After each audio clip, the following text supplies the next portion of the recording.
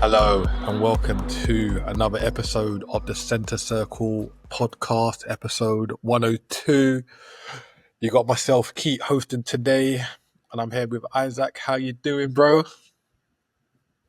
Yeah, Fantastic, I can see the jubilation in your face. mate. You know what? Yeah, it feels just. I think 5 years ago was great because obviously we hadn't done it in terms of being in Premier League, but this feels just as good. It feels Yeah, just as good. this feels very good, and yeah, I don't know whether it's a coincidence whether our Arsenal counterparts are not with us today, but yeah, you just you just got me and Isaac to take you through the Premiership results and the other footballing news this week. So we're going to get into it. It's Sunday, the 27th of April. Liverpool have just wrapped up their second Premier League title, their 20th English League title, equaling Manchester United. Back How on does our it feel, perch, Isaac? How does it feel? fantastic. We're back in our perch. You know, it was a temporary thing. We got knocked off, but we're back. We're here. We ain't We going are. anywhere. We are. How are So, you feeling? yeah, I'm good, man. I'm good. Like, it's been a long time in the making. Like, Mm-hmm. we've had kind of 11 point gaps, 7, 4, etc. And I know other teams have been like, oh, they're gonna falter, etc. But I've had confidence in Liverpool that they would get it over the line, and I'm just so glad that we have. Like, it's been comprehensive, man. Like Yeah. like I know a lot of people have tried to diminish this Premier League season, etc. Granted, there hasn't been much of a title race. Granted, the relegations all wrapped up nice and early, but the quality of the league, as I've said many times, has improved over the years. To lose only 2 league games, but I just would know. I want Chelsea, Arsenal, get them round of applause out. Get ready Yeah, to that's give us it. those guards of honour. That's it. I was saying to someone the other day, it's a tough week for London, for London-based clubs because we win the league at Tottenham, well, against Tottenham. Yeah, We then get our first guard of honour from Chelsea, and then our closest title challengers. Then we then face them, and they have to also give us a guard of honour. Well, they don't have to, but we'll see. yeah, they They're a will. Though. decent club. I think Arteta's If they're a he's a decent club. he's a stand-up guy. He will. So yeah, Liverpool crowned champions because of a 5-1 win against Tottenham this afternoon. I don't think many people in the footballing world expected Tottenham to get the win. That would have delayed Liverpool's title party and aspirations. But against the run of play, they went 1-0 up. A nice Dominic Solanke header from a corner put them up 1-0 in the 12th minute. But then Liverpool hit back through a Luis Diaz well worked goal on the 16th minute. Then Alexis McAllister with a rocket of a left foot shot to make it Mm. 2-1 before Cody Gakpo made it 3-1 at half time.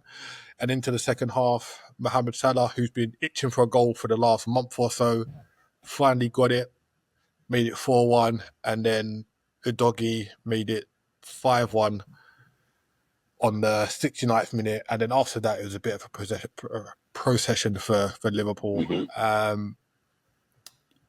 Despite going behind, I thought Liverpool started the game really well. We saw that Tottenham made 8 changes. But aside from kind of the occasion, etc., how do you think Liverpool played today? You know what? They played exactly as I expected them to. We're home. It's the title clenching game. I expect it's Tottenham. No disrespect to Tottenham, but they've not been at the races. I don't think there's any person, any sane-minded person, or anyone who's not a Tottenham fan that thought they were going to give us a problem today. Um, the goal I was expecting, just for some reason, we always seem to. We can never be like that ruthless team that just shuts up shop, but also tears a team apart. Just complete shut out performance. So the goal, like you alluded to earlier, I'm not too No, I'm not. I'm not worried. I wasn't worried about it at all. As soon as they scored, I said, "Okay, here's where we turn the screw, right? And here's where we put pressure on." And as I was saying to you earlier, I expected 4-1, just because of our previous encounters against Spurs, and yeah, so hitting five was the cherry on the cake. And to be honest, we could have had more. You know, if Darwin Nunes had have been a bit more selfish instead of trying to find Salah, if Cody Gakpo would have been more selfish instead of trying to find Salah, um, we could have been looking at seven. And there was one or two other chances that we had in the game where we could have been looking at maybe eights and nines. So yeah, um, great. It was just, oh mate, it was just fantastic to watch. Yeah, it was good. And you mentioned about the goals. Like, we played Tottenham 4 times this season. We put 15 goals past them, and in Yeah, one of those games, exactly. we didn't score a goal. So yeah, I don't think they want to enjoy playing us anytime soon. But I know Tottenham have got the Europa League semi-final coming up on Thursday, and before the match, Andrew was he didn't say that this match was just about getting players through unscathed, but he kind of alluded to that. But they made 8 changes off the back of their last game, and you think, right, coming to Anfield, even though you've got a kind of Europa League semi-final, we know your eggs are all in that basket. That's a lot of changes to be making coming to a team who are about to win the league.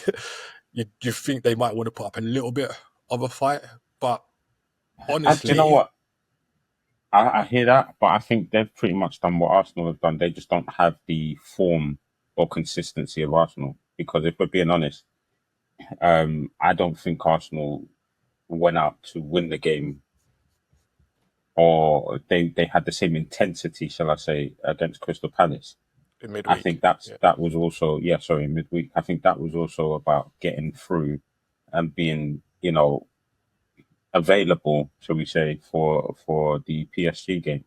So I think that was probably their Tottenham's version, and they just don't have the form or consistency or intensity to put up a challenge. So it pretty much was just go out there and don't get embarrassed by the looks of it and by the sound of it. Go out there, get some minutes in your legs, do what you can, but just don't get embarrassed, and yeah, just come back in ready for Thursday. So yeah, very much so. And even off the back of that, kind of go out there and don't get embarrassed. I can't pick out like a standout Tottenham player off nah, today. nah, Like, you look at the midfield, Sarr got dragged at half time. Sorry, Bergval and matters. Gray got dragged at half time for Sarr and Kulusevski. Um, I No, it think was Gray Tell and get. Madison. Gray and Madison. Oh, was it Madison that went off? Sorry, Yeah, apologies. Gray and Madison. Um, and then, yeah, I thought Tell had a few glimpses in the first half, but again, nothing to kind of write home about. What do you think of his loan spell so far? I know but a pinch of salt considering the team form as a whole, but him individually, you think he's Honestly, pulled I up just think enough trees? I think he's just been a body. Like, I think they Yeah, needed another body in the squad yeah, because Son form has fallen off and he hasn't been as fit, etc. yeah, Richarlison, same. Solanke hasn't hit the heights of last season. So I think they just needed a body, and he's done okay, but he's still young. And like we said before, when you parachute into a team that's struggling, it's very hard to stand out. tough. Very tough. Yeah, yeah, And this is it. And I think that's exactly what's happened to him. But I think he will have a good career, whether it be at Bayern or elsewhere. I think he's good enough to have a decent kind of top level pro career. yeah. I was Um, gonna say, do you think this loan spell has any bearing on his chances at Bayern next season?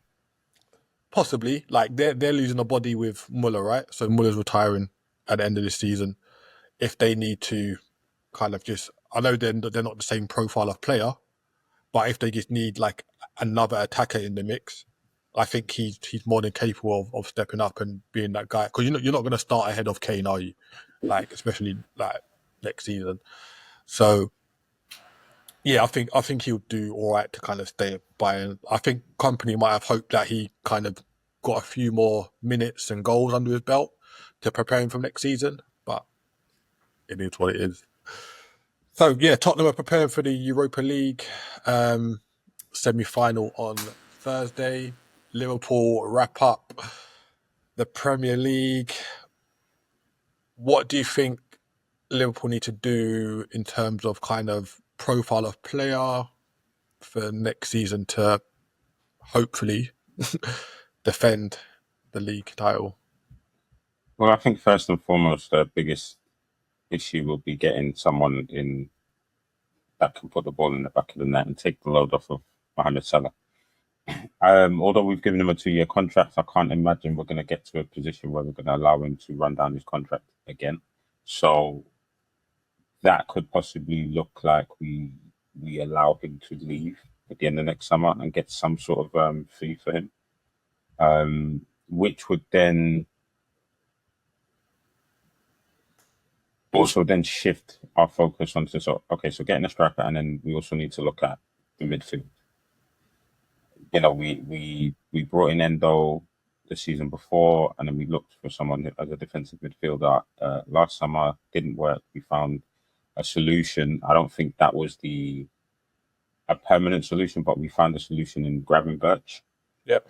I still think we may need to go out and get someone that can do that job, someone that is an actual a ball winner, someone that can break up play. Now, don't get me wrong, Gravenberch does that, but I think he gives away too many fouls.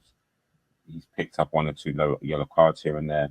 I think he'll be more useful in a little bit further up the field where he can. Don't get me wrong, he's good at pivoting on the ball, picking up the ball in the 6, but I think he'd be more useful with someone else behind him and doing that in the 8. I also then think we need in another centre back. Quansah's a good deputy, but he's not. He didn't do quite well early in the season, and then obviously got dragged. And then Konate came in. Now Konate and Virgil are obviously 1 and 2 in terms of centre backs, but Joe Gomez is injury prone, so we can't rely on him, and we will probably let him go this summer. So I think we definitely need another centre back. And then obviously the most obvious position, I mean, I think everyone and their grandma seems to think Trent's going to leave. So if he does, do we get a middle of the road right back and allow Conor Bradley to kind of step up into that position, and then use that right back as someone that can fill in, so like a Simicast but for right back? Or do we go and get a solid starter at right back and say, right, you're coming in, and Bradley's he's still young, so we're not ready to give him the range yet, so you're going to have that job, but understand that Conor Bradley's right there, right behind you. And also a left back. So I think we need a striker, I think we need a midfielder, and I think we need our whole defense. Yeah, our whole defense. Yeah, no, I totally agree with you. I would have said exactly those same positions. I expect there to be a few outgoings this summer. Obviously, some might go on a free.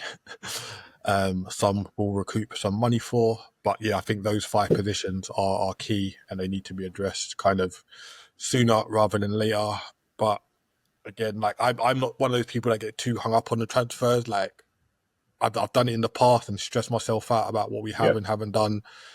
And I'm not putting myself through that. Like I kind of done it a little bit last summer, because obviously the bids that we put in for people, etc., like last summer and the summer before, they didn't fall through. Kind of get your hopes up a little bit. But Slot has shown that kind of he can manage the profile of players that he has at his disposal. Aside from the players, I would hope that he kind of learned that the lack of rotation is a bit damaging and limiting on the squad. And obviously, if we want to go deeper in the Champions League next season, those are the things that you kind of have to look at. But for someone coming in from the Dutch league, who everyone says Dutch managers can't really do it in the Premier League, first season at a big club, following the likes of Jurgen Klopp, I think Slot's got to take a lot of plaudits for what has happened this season, along with the players. But like we say, we've heard on the grapevine how Slot's come in and spoken to each player individually about how they can improve their game, etc. And even on the pitch today, they all said that Slot was kind of instrumental in them winning the league. So yeah, big up Slot, big up Liverpool, big up the players. And yeah, I'm just gonna take this in, soak in everything, all the content, etc. that's coming out. Everything. I'm just gonna embrace it, and I'm gonna fire off a few tweets after this at people who were doubters to whether Liverpool could win the league. Right, let's go to another one of today's games. Manchester United were the visitors to Bournemouth, and this finished 1-1. Antoine Semenyo put Bournemouth 1-0 up on the 23rd minute, and then we'll get into it in a bit more detail. But controversially, Evan Nilsson was sent off in the 70th minute, and then Rasmus Højlund salvaged a point for Manchester United in the 96th minute. Did you see any of this game, or do you want me to take this? Yeah, but you can take this one away. I don't know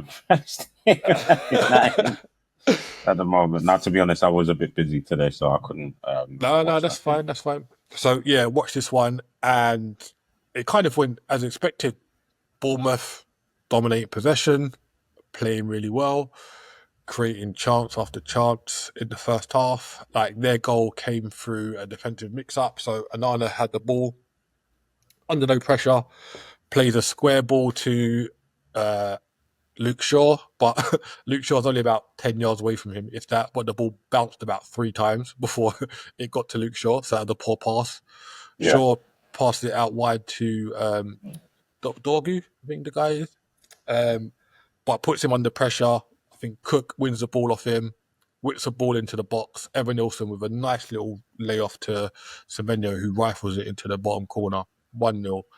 And Bournemouth are comfy up until half time. And to be fair, they're even comfy going into the start of the second half. And then the kind of game swings on a red card that's given to Evan Nilsson. So I think the challenge was on Mount. Forgive me if I got that wrong. He's a Man United player who's got the balls coming to him. And Evan Nilsson's gone to close him down. But as he's got there, his left foot has slipped. He's lost his footing, and it looked like he's gone in with like a 2-footed lunge in real time. So he gets booked by the referee. But VAR have a look at it. And then, like, even in commentary, Alan Smith was like, you can clearly see that he slipped. It wasn't intentional, etc. All on social media, everyone's saying he slipped. Don't know why VAR are getting involved. VAR told the referee to go look at the screen, and the angles they show him a still for one, which never looks good. And then they showed like the less favourable angle for Evan Nilsson, and the referee changes the card from yellow to red, and everyone's a bit shocked.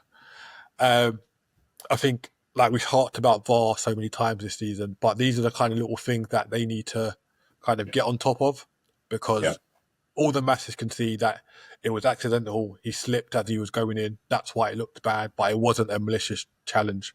And I'd be very surprised if this isn't rescinded and turned over, because the evidence is there. So it'd be Howard Webb chatting with Michael Owen again at some point, explaining why they got it wrong. And that wasn't even like the first mistake. So there was a challenge in the first half where Dorgu went in on a Bournemouth player, clearly wins the ball. Yeah, it was Cook. So he clearly wins the ball, but because Cook's reaction slow, Cook's gone to strike the ball after the ball's been won.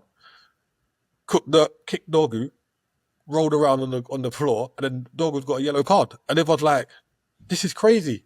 And again, VAR can't look at it because it's only yellow, etc. So yeah, these little things need to be sorted out. But yeah, when the player gets sent off, the tide turns. Man United are kind of pushing for an equaliser.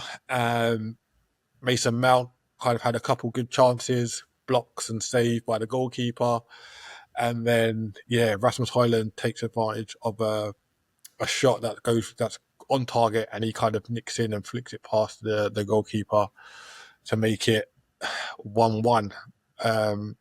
But again, I think Man United will find themselves very fortunate to come away with a point here. If it wasn't for the red card, Bournemouth would have easily kind of seen this game out, in my opinion. Man United didn't really lay a glove on them too much. And yeah, um, find themselves very lucky. And it's interesting the Manchester United lineup, considering that they've got a Europa League semi final on Thursday as well. So they kind of took a different approach to Tottenham. They still went quite strong. Like Shaw started as one of the centre backs, like his first Premier League start for a while. Picked up a yellow card, which was kind of always going to come. But yeah, Yeah. Mainu was back in the team. In the middle with Casemiro. I think Mainu had a fairly decent game. Like he came back from injury. And Do you they think? started Do you think on that. he can? Do you think he can play in that 3-4-3 system? That if let's just say Amarim continues into the new season, do you think Manu, on what we've seen so far, will be able to manage in that system, or do you think they're gonna Yeah, I think he's maybe look to go elsewhere? I think he's got the profile to play the different midfield positions. Like Hmm. not the 10. I know he's tried him in the 10 before he got injured, but Hmm. like the 6 and the 8, I think he's very easily interchangeable between the two. And I think once he gets a better core around him, which is crazy to say when he's playing next to Casemiro, when he's got a better core around him, I think he will kind of elevate even more than what he has done. Like even today, like he always wants the ball, like he shows up. He's like one of those kind of young blood players that's not scared of Yeah, of the occasion, etc. He's like, yeah, give me yeah, the ball, I will try and do something, etc. So yeah, I think he's one of the players that Amrin should kind of try and build a team around. There's not many in the current Man United squad that I would say that about, but I think he's got the profile to fit into that system pretty well. yeah, To be honest, what yeah, about yeah. yourself? I mean, I agree. I think that it's a bit harsh to judge him in that position in the setup because of the team, the players around him have not been great themselves. So Yeah, in a position where you are required to kind of dictate the tempo of the game, be showing, getting on the ball, turning, pivot, move the ball forward. Like you're in those two central midfield positions, you're very active. You're going to be very busy. So if you're not, if you can only do yet so much on your own, um, and if your partner in there is not doing enough, then it's not going to reflect well on you. So I think I'm reserving judgment till I see maybe better players come in there, more capable players, or fresher, younger players that are under the intensity and the vibe of the team is better. Then I think I'll look at him and go, okay, maybe he can do it. I mean, don't get me wrong, there are players that I've looked at that you think, oh, they can't do it. I don't think Ericsson's got the legs anymore. I think Ugarte is still. I don't think he's fully grasped it just yet. yeah, And also, like you said, Casemiro, his time's gone. So yeah, it'd be interesting to see the summer that United have, considering they'll probably have to sell a few players first before going out into the market heavily. before buying. Yeah, so I saw a little stat on Amarin's Premier League performance, and it was 6 wins, 6 draws, 11 defeats Oh, since since he's been there. Are the media, the wider media, obviously not kind of people like us because we've been on his case for a while, are they kind of still giving him a bit of grace because of like the circus that has surrounded Man United over the last couple of years in terms of like the ownership, etc. Like if they were more stable in terms of like the ownership, etc., and a new manager come in and out of 23 league games they'd lost 11, do you think there'd be more scrutiny on him? um, I think it's a tough one, right? Because he came in partway through the season, and I think the stench and the stink and the drama at United is so. It's been going on for so long that I think we've reached a point now. When in the group chats and that, it's not even funny mocking Man United anymore. I think we're at that point on a wider scale. I think people are just like, Just see what he's got. Let's just give him time because who else is going to come in and Yeah, and that's the it's other point I was going to make. Like, is it a case of he's going to be given time, so there's no point kind of beating him with a stick because yeah. they're not going to get rid of him? There's no point. Just if you want it to work, you're just going to have to leave him to it, and give him a decent amount of time before you pass judgment. You look at all these other United players that have left and they're flourishing or have had a decent, period with whatever club they've gone to, bar maybe Sancho. Yeah, It alludes to the fact that there's definitely something wrong within the halls of United, be it Carrington or the boardrooms or whatever, wherever it is, there's definitely something wrong. So I think it would be unfair to judge Amarim, although the results aren't great. And let's they're in a semi final of a European trophies, European Cup. So yeah, okay. Although the Premier League results haven't been great, if he still ends the season with the Europa League,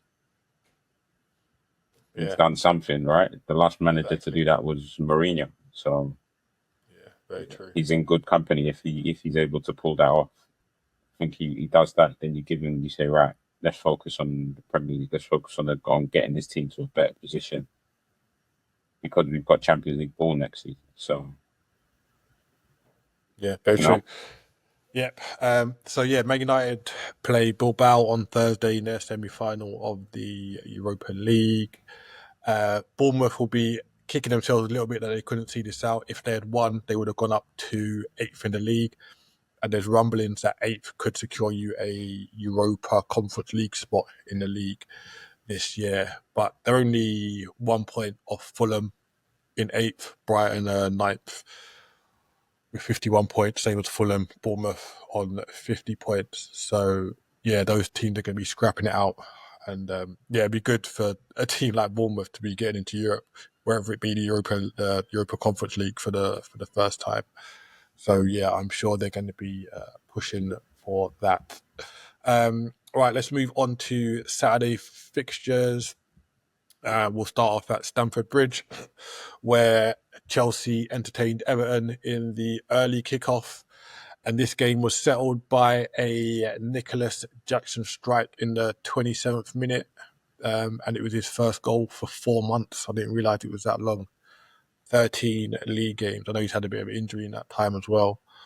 But when you're considered the main striker for Chelsea, no goal for 4 months is a long time. Um, Again, I think this game has been a bit indicative of Chelsea since the turn of the year, or say just around Christmas time, where they've just kind of limped over the line in certain games or haven't managed to get over the line. They just look pretty flat. And it still seems that if Cole Palmer doesn't show up, things don't really tick over as much as what they should do or what they would like. What's your take on Chelsea and his performance and performances in general? I mean, just that point there we made about if Cole Palmer doesn't show up, they don't tick. And this is my problem with managers that rely too heavily on one player. You've got a you've got a whole squad. You've probably got the biggest squad in the league in terms of like player availability, and yet you still can't find at least two decent teams out of that mob of players. Like you shouldn't be relying heavily on Cole Palmer. Cole Palmer's not had a really good season. If we're being honest, he's not matched this 23-24 season Yeah, at all in any way, shape, or form. Like he started off as if to say, but I think the pressure was just too much, and whether rightly or wrongly, um, he's just fallen to the wayside. And we've not seen enough from the other players. We've not seen enough from Adebayo, who, to be honest, I thought he would have a good um, career at Chelsea. We've not seen enough of Sancho whatsoever.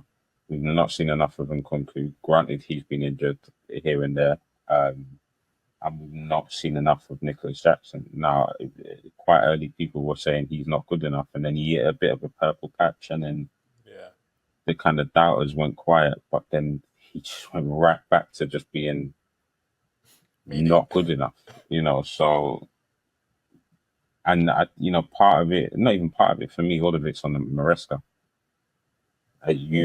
You've got to find a way to get the best out of these players. You first and foremost, you've got to just settle on an 11 or settle on a pattern, an ideology or a style of play, and say, right, within this squad, these are the best players for that style of play, and stick to it, and just let them know this is the first 11. If you want to get on that pitch, you've got to work your way up. You've got to show me that you're good enough. Otherwise, what's the point? What's the point? No, very, very true. And going back to Madueke, like he went to the Euros, had a decent kind of cameos, etc. And I thought, yeah, he might kick on. But I think, like you say, Maresca doesn't really know his team. Like we're coming into the running of the season, and I bet if you ask Maresca what his best 11 is, he wouldn't be able to You have tell you. no idea. And I think based on that, a lot of the Chelsea fans wouldn't even be able to tell you what their best 11 is. Like if you look at their lineup today, Caicedo's still playing right back at certain times when Reece James is on the bench. I know Gusto's injured and he's hit some form in patches throughout this season. Lavia started today in midfielder with Fernandez. Jackson up top, Pedro Neto.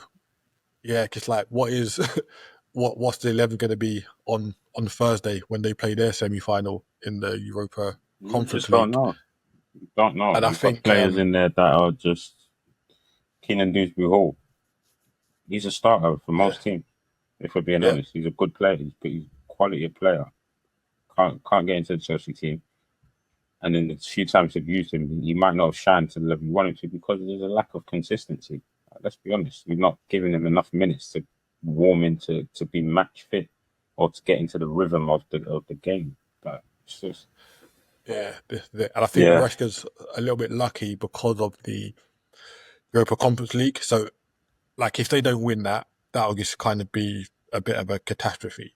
yeah, But he's going to have the safety net of being able to say, well, I won a trophy in my first season at Chelsea, whether it's like the lesser European trophy or not, like you still got that under your hat. But I think going forward, he's shown he's not the right manager to kind of take them back to the title challenging Chelsea that we've seen yeah.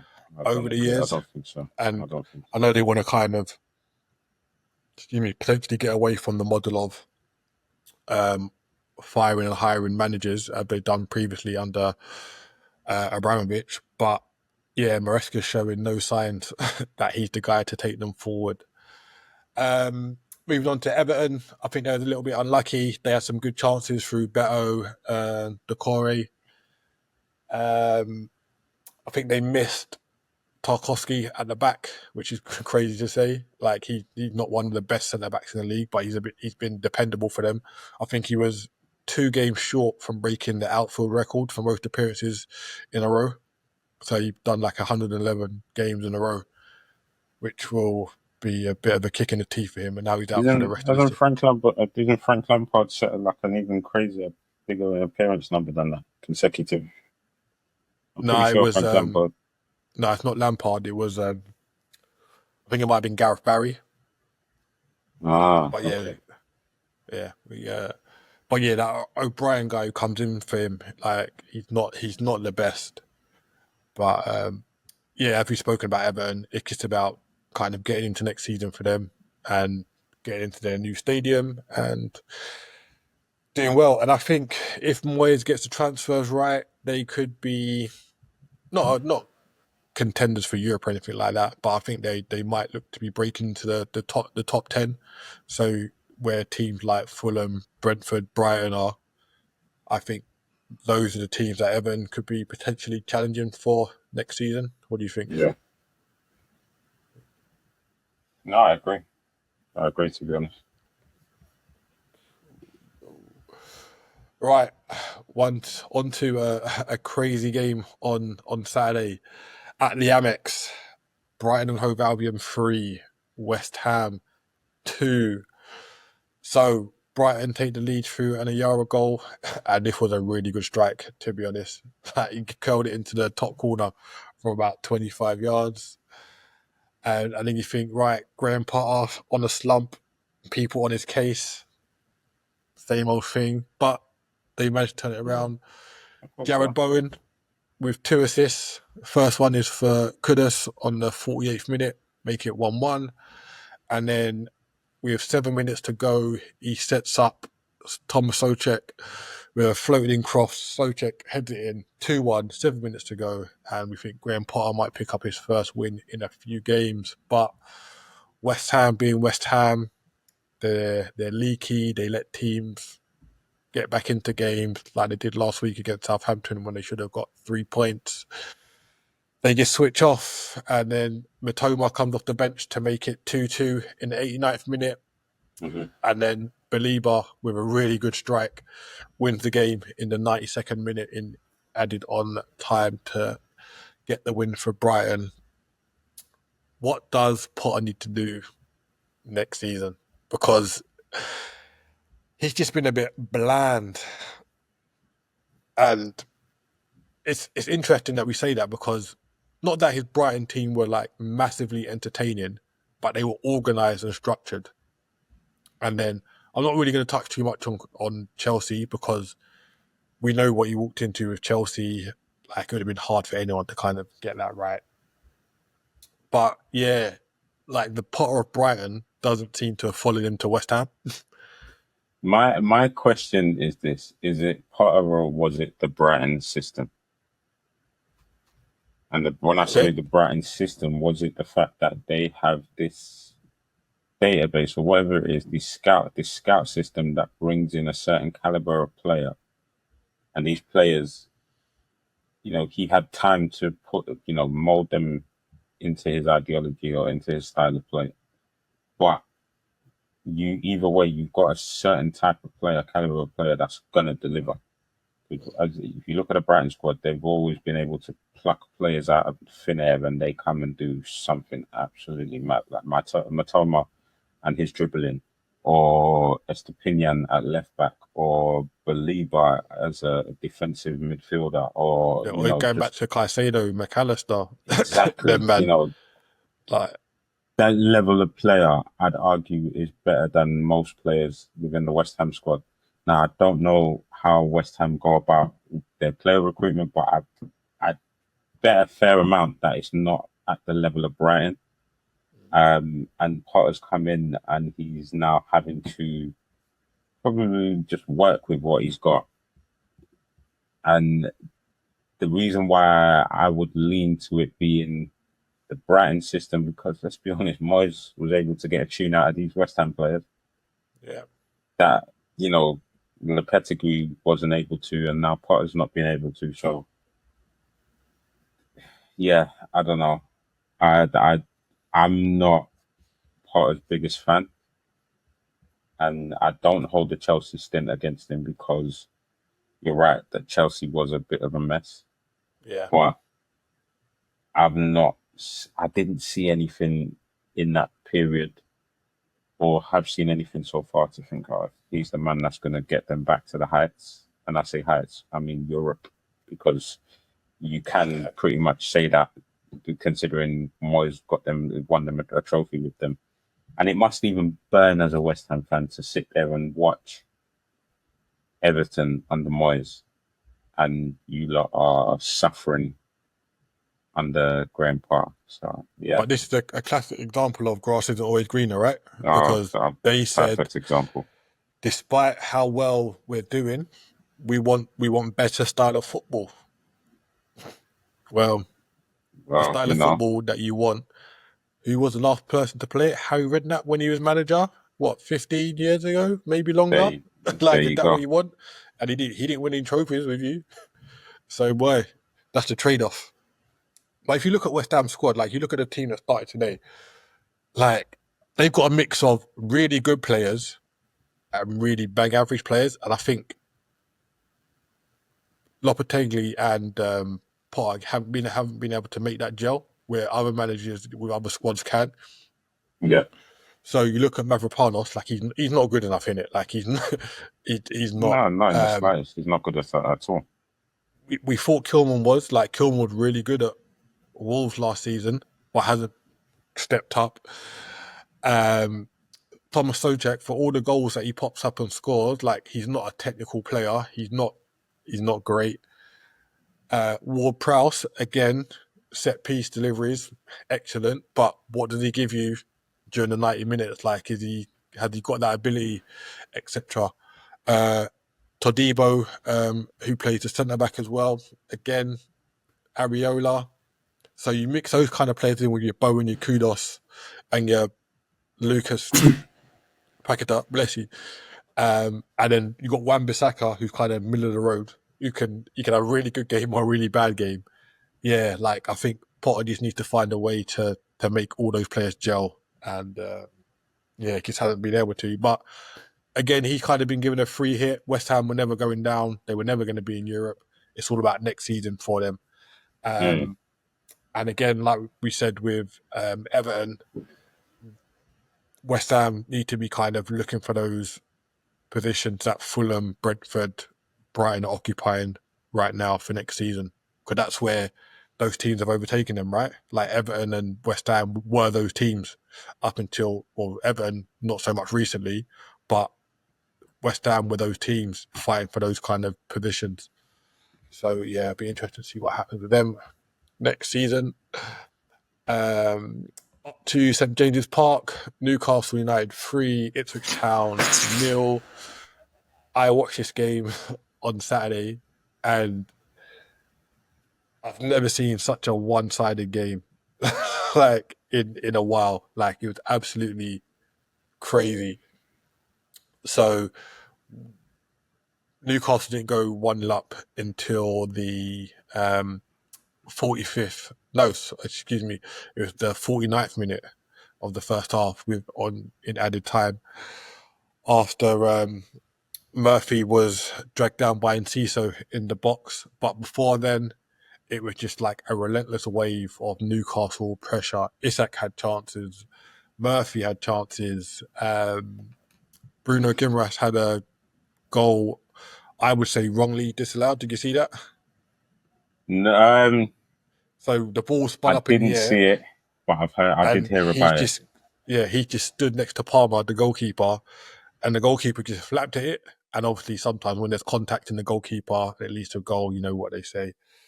They gave it to the advantage of Ipswich.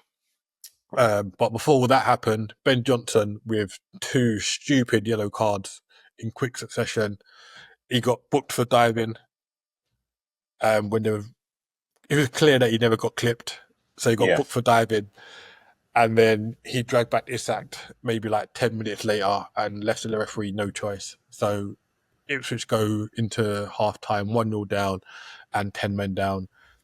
And then Kieran Trippier sets up Dan Burn, who scored his first Premier League goal with a header at the back post. And then Osula, who's like the striker that kind of flips between him and Wilson for replacing Isak, comes on and he scores a really good header from a Trippier cross, actually, for a Trippier corner even to make it 3-0. But yeah, this game was just so comfy for Newcastle. Like they didn't really have to get out of like second or third gear. And this defeat condemned Ipswich to their return to the Championship, which means that all the relegation places are now confirmed with 4 games to go. And I think this is the earliest that all 3 teams have been confirmed as relegated back to the Championship.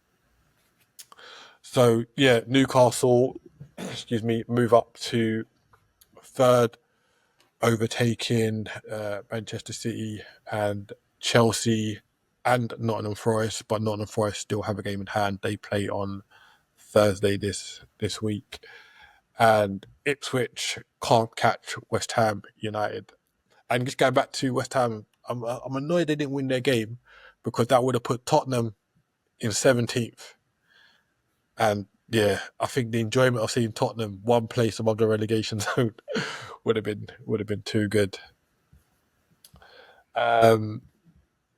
Yeah, so the race for the Champions League spots heats up at the minute. So we've got Newcastle third on 62 points. They're 5 points behind Arsenal. I can't really see them catching Arsenal in second, to be honest. Manchester City, 61 points. Chelsea, 60 points. Nottingham Forest, 60 points. But as we said, Nottingham Forest have a game on Thursday, which could take them back up to third if they beat Brentford. And then we move on to St Mary's Stadium. Southampton 1, Fulham 2. So Southampton looking to overtake 11 points, so they don't share the record with Derby for the least amount of points in a Premier League season. And they done their cause no harm. Stevens pops up with a header on the 14th minute, slightly against the run of play. Like Fulham had some good chances in the first half, but yeah, Southampton go into half time 1-0 up, and then I think the quality, or I should say the lack of quality in Southampton's team just kind of rang through. So Elmon Smith Rowe gets Fulham back on parity with a massive deflection to make it 1-1.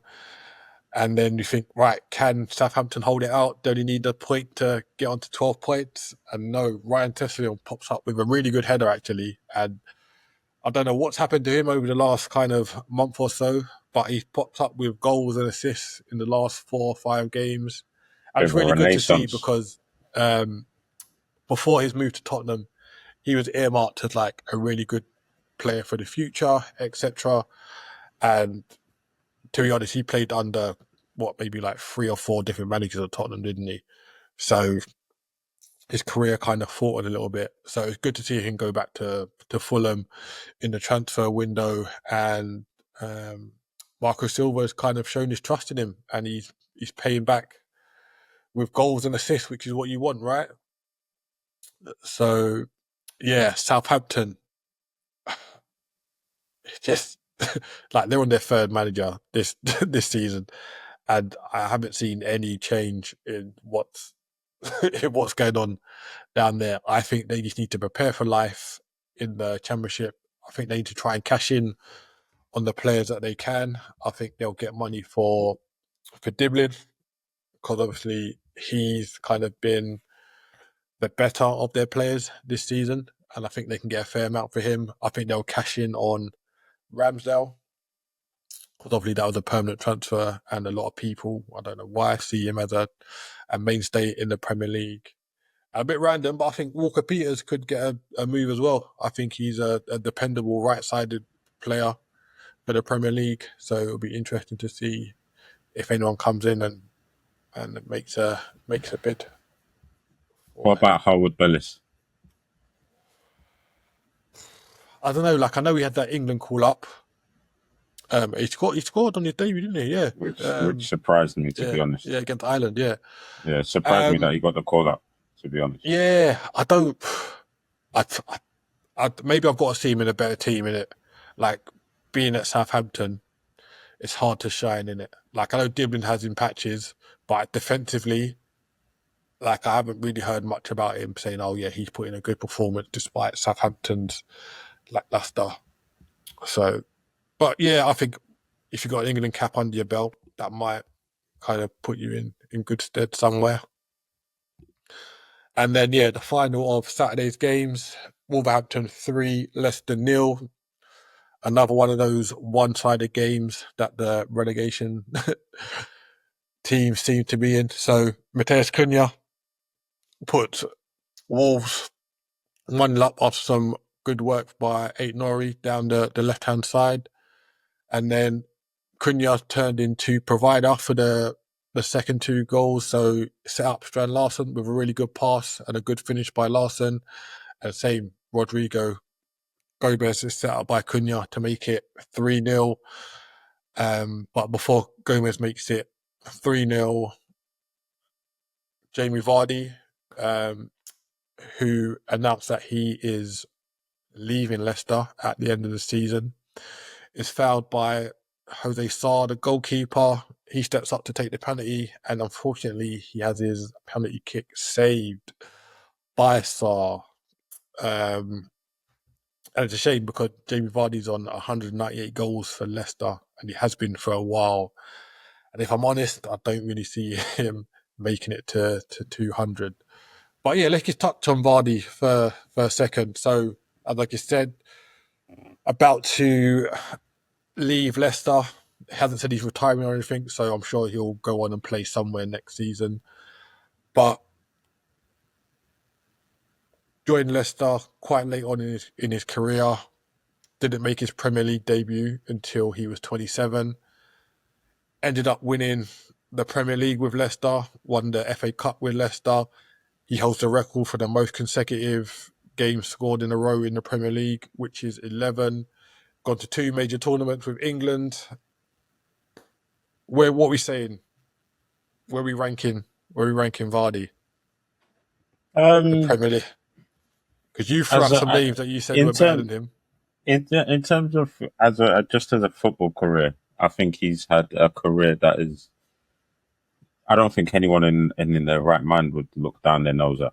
He's like you said, he came from non-league quite late and managed to go through the leagues to the Prem, to the top of the mountain, win it, and also go on to play internationally for England. So, anyone that plays non-league dreams, that's the stuff of dreams.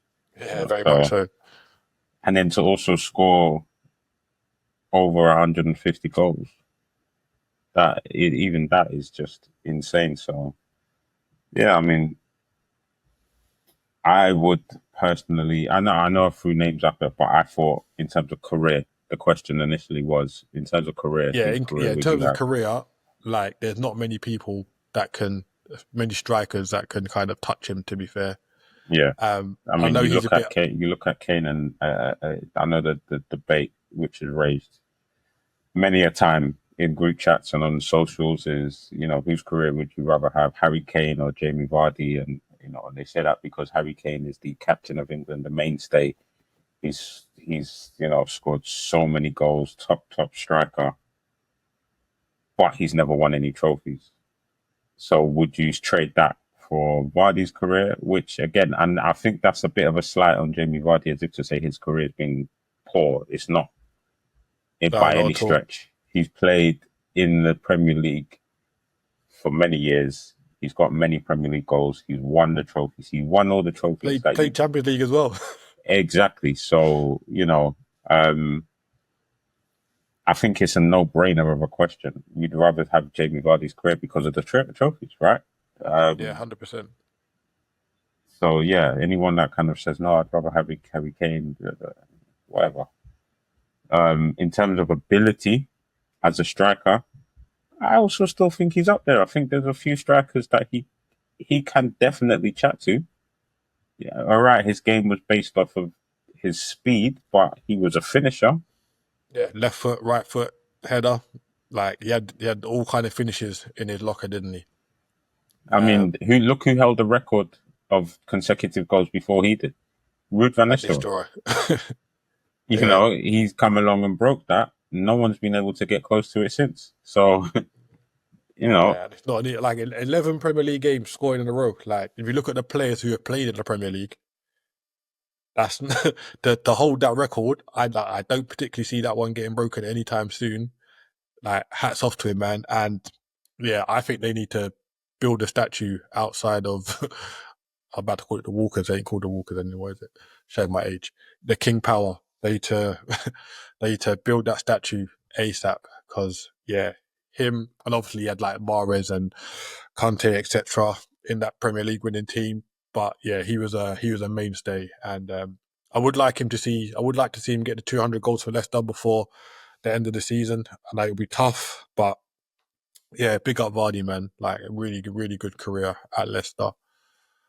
Um, so yeah, that wraps up the Premier League. So we could do kind of a quick league recap. So as we know, Liverpool are now top on 82 points, 4 games left. So what's that? Potentially 12 points. I think they'll be aiming for the magic 90 points mark, even though they don't need to. But I think if they were to get the 90 points, I think that would kind of solidify just how good they've been this season. Because we've spoken about the teams that get to 90 points and what it means, etc. Arsenal second, 67 points. Obviously, they can't catch Liverpool now. And then, the race for the Champions League spot, Newcastle, Manchester City, and Chelsea occupy those spots. At the minute, West Ham 17th, Tottenham 16th. I think between them, Man United, and Everton, they'll just be trying not to finish 17th because that's just poor. And obviously, the financial gains are quite significant, not finishing 17th. Sorry. Can I just Right, say, yeah. Arsenal can still be picked to second. And now, if I'm being honest, I think City might do it. You think? I don't know. To be fair, with Arsenal Arsenal having they've still got to play Liverpool and Newcastle. and Bournemouth at the weekend, so I think the game on Saturday, and we'll touch on their Champions League semi-final shortly, but I think depending on the first result on Tuesday, will have a massive bearing on the team they put out on Saturday. And if they have to put out a weakened team on Saturday, that's when I'll be like, right, potentially they might not make second. If Arsenal don't finish second, bro, I'll be so happy. Stuff of dreams. But let's not get ahead of ourselves. Let's not get carried away. Yeah. But if you don't finish second in a 2-horse race, oh my gosh. Let's see. Right, let's move on to the FA Cup. So FA Cup semi-finals took place this weekend, which is weird because in the last round of the FA Cup, they gave the whole quarter-final, the whole weekend to themselves.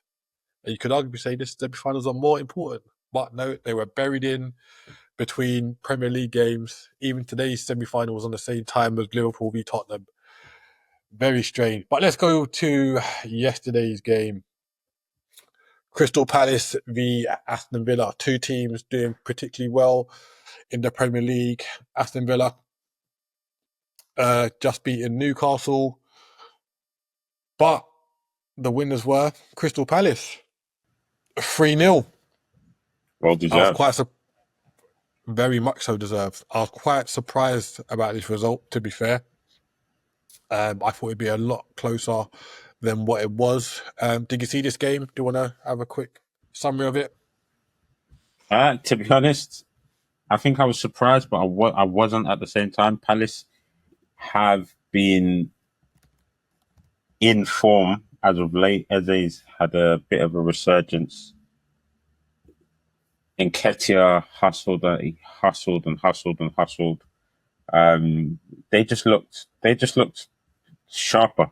The first to the ball, picking up the seconds. Villa just looked like they didn't know what to do. And one thing I've noticed, and this is going back to our conversation about the whole Watkins and Rashford thing. You're fuming about not starting. You started the FA Cup semi-final and you produced this lackluster performance. It was absolutely poor from Watkins, and I think he should really hang his head in shame at the fact that this is what he's done. And since Rashford has joined, there's a stat going around that since Rashford has joined, I think per 60 minutes, the big chances that Villa have are more when Rashford's on the pitch than they are when Watkins is. Oh, okay. Now, fact check me and correct me if I'm wrong, but I think that's pretty damning for Watkins, if that is the case. And Villa just looked, Kamara looked so sloppy on the ball, getting caught in possession. Yeah, the midfield. I think overall, Wharton just looked like a man amongst boys. Shoulders, shoulders above. It was just that goal from Eze as well. Oh, slapped it. So let's just talk about the goals quickly. So before Crystal Palace go 1-0 up, Mateta had a goal ruled out for a foul, which I thought was pretty harsh, to be fair. I thought it was a minimal contact on Konsa. I think Konsa should have been stronger. but the referee rules it out. But Eze scores a goal after being put through by Sarr to make it 1-0 at half-time to Crystal Palace. Mateta then uncharacteristically misses a penalty that could have put Crystal Palace 2-0 up, but just 5 minutes later, he kind of redeems himself and sets up Sarr to make it 2-0, and then in the 94th minute, Nketiah sets up Sarr for his second goal and makes it 3-0, which kind of seals Crystal Palace's second FA Cup final in about 10 years or something like that. Remember the famous dance from Alan Pardew when they went 1-0 up. Indeed. But yeah, as you said, well deserved for Crystal Palace. And yeah, Aston Villa's season kind of faltered a little bit. Obviously, got knocked out of the Champions League by PSG. They can hand their heads up with that because it was a really good performance. But I think having gotten to a semi-final of the FA Cup, they would have wanted to put in a better performance than what they did.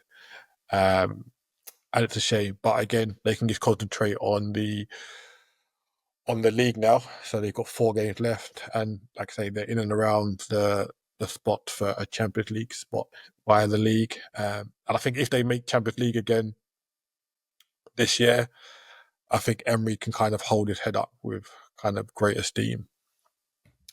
All right, so moving on to the semi-final that took place today, and that was Manchester United v Nottingham Forest, and that was a 2-0 victory for Manchester City.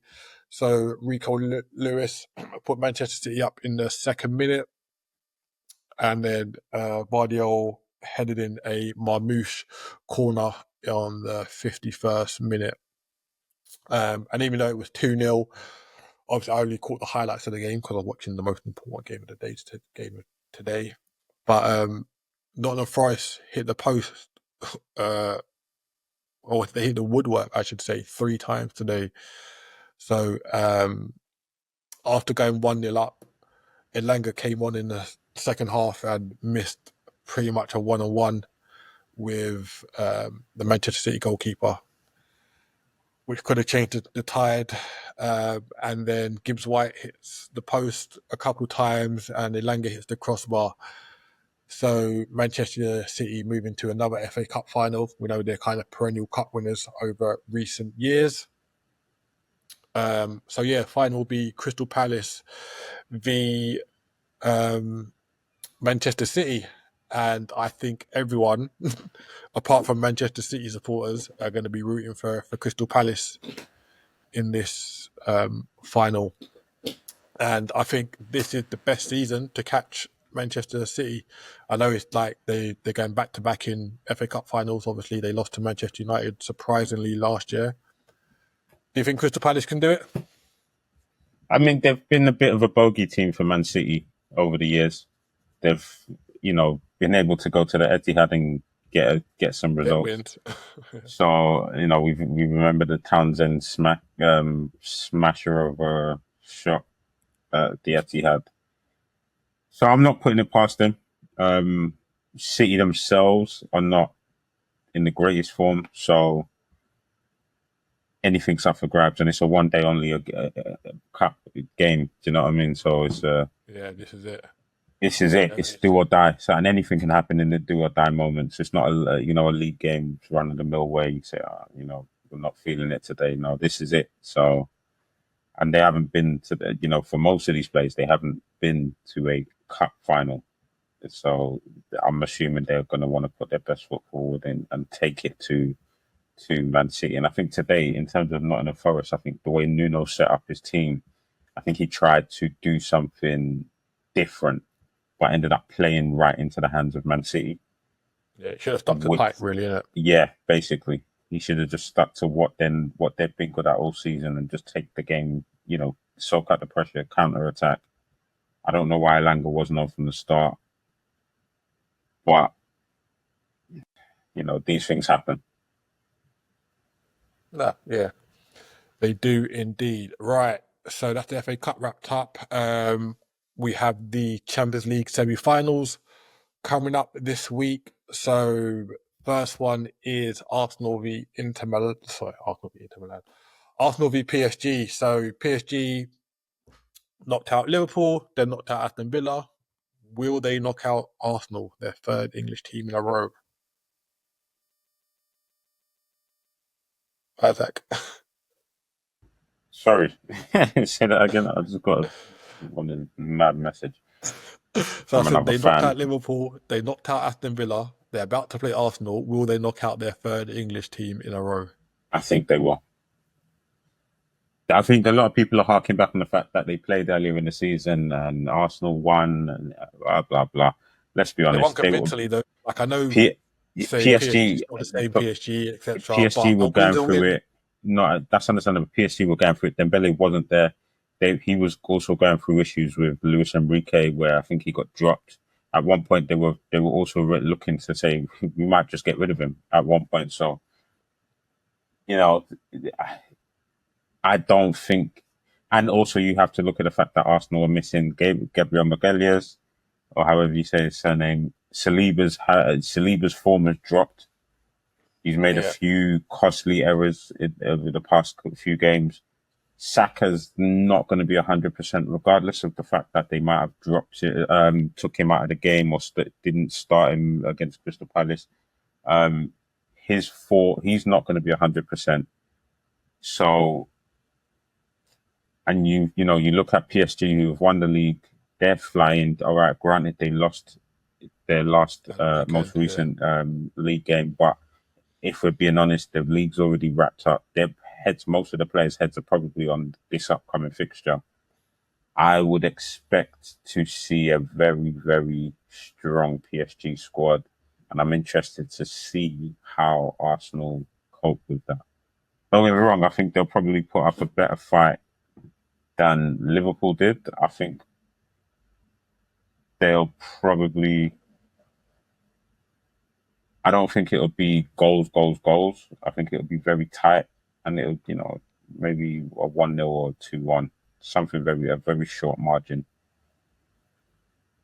Yeah, I think it'll be pretty similar to the Real Madrid, just in terms of Arsenal will surprise a lot of people.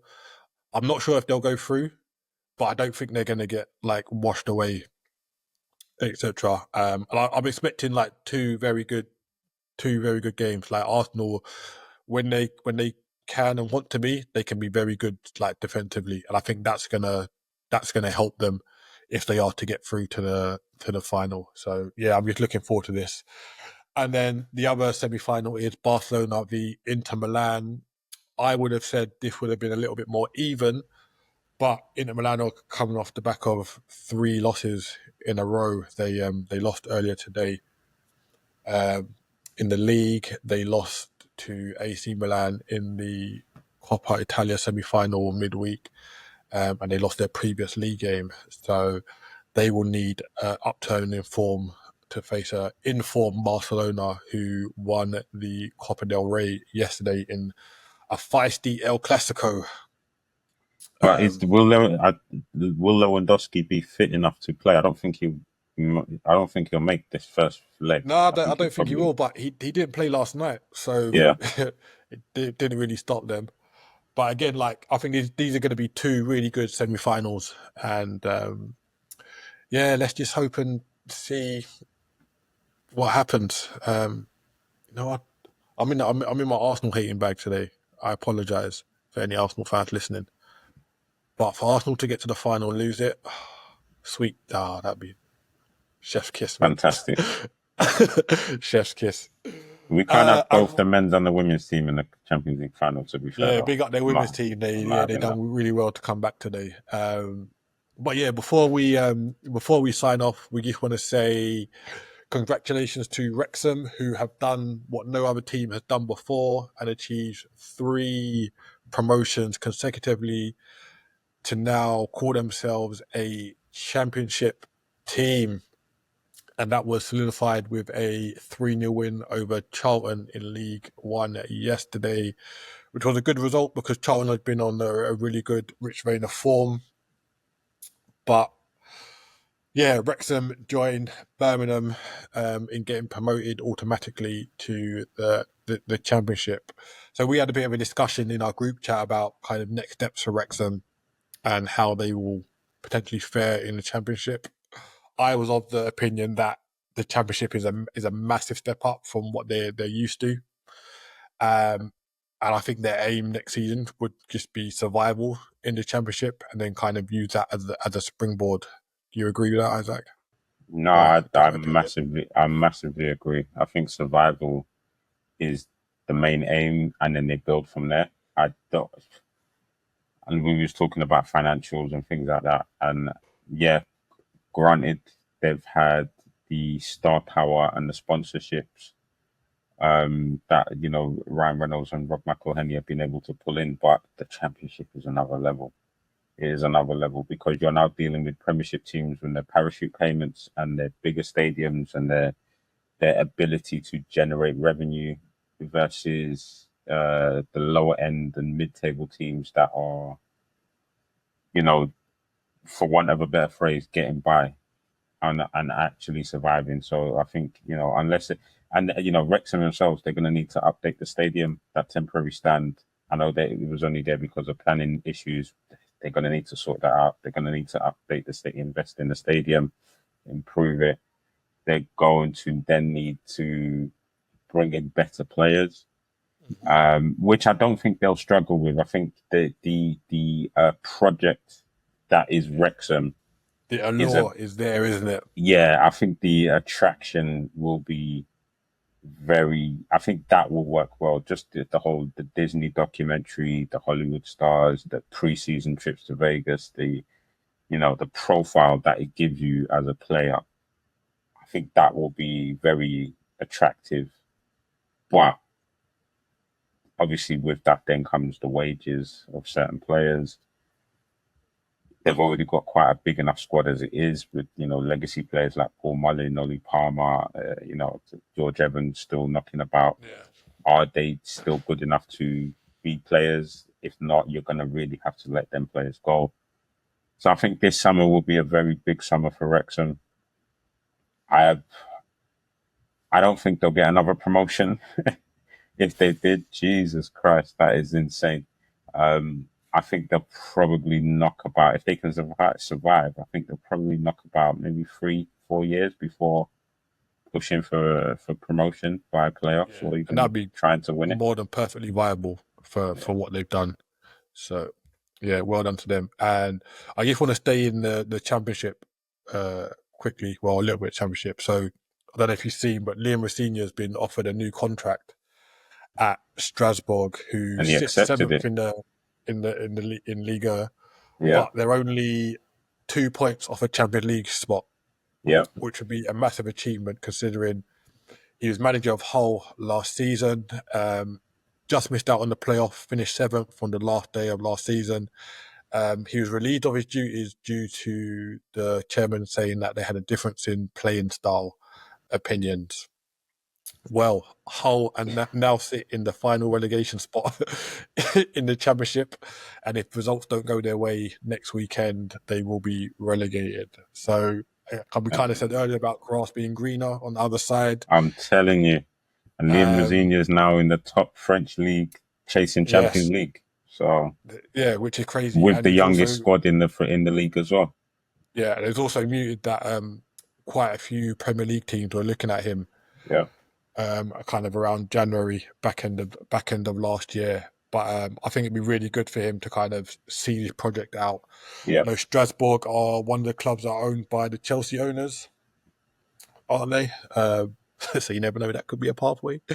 But yeah, big him up because I think it could have been pretty demoralising, kind of doing so well with a team like Hull, then getting fired. But yeah, he's gone abroad, joined Will Still out in France, and yeah, big him up, man, doing really well. So yep, this is another episode of the Centre Circle. Isaac and I are going to continue our celebrations and jubilations for Liverpool winning the league today. Just want to say, yeah, thank you for all the likes, shares, subscribes, comments, listens, all of that good stuff. Please keep it up, yeah, yeah, yeah. and we will be back next week. Take care. Peace.